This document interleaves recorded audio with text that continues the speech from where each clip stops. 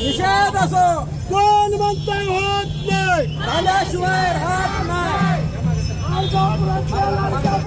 शुभम नलवडे गावचे सरपंच यांची पत्नी आणि गावाचा एक नागरिक म्हणून मी माझं मत मांडत आहे। गेले 2 महिने झाले आम्ही सगळ्या महिला मिळून हा लढा लढत आहोत आणि या ज्या महिला आता ज्या संख्येत उपलब्ध आहेत हा एक फक्त प्रातिनिधिक स्वरूपात आलेल्या महिला आहेत। याच्यापेक्षा कितीतरी आक्रोश आमच्या महिलांमध्ये गावामध्ये आहे।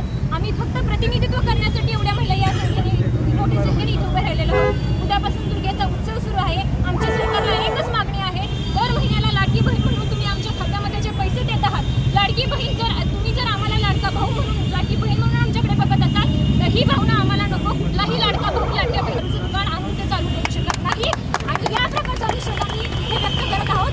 हे दुकान जर बंद झालं नाही तर आम्ही सर्व महिला मिळून कायदा हातात घेऊन ते दुकान फोडण्याचं काम आम्ही नक्की तिथे करू, कारण आम्हाला न्याय पाहिजे। आमच्या दारामध्ये आम्हाला गावाच्या वेशीवरती आज गावाचं दारूचं दुकान आलेलं आहे।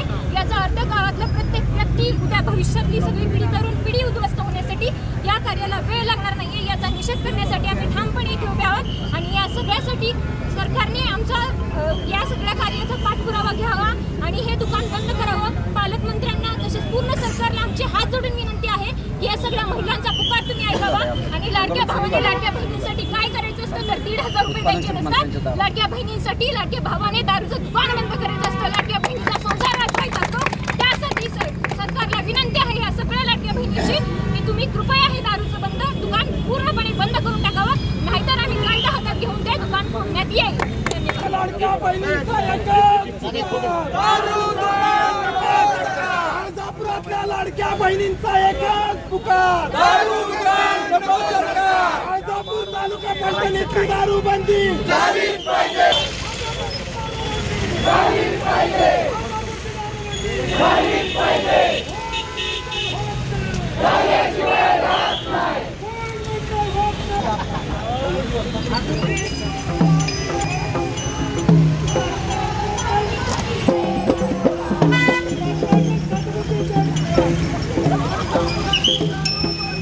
झालीच पाहिजे, झालीच पाहिजे,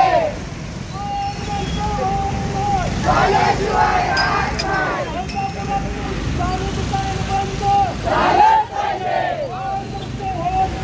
झाल्याशिवाय राहत नाही। मुख्यमंत्र्यांच्या लाडक्या बहिणी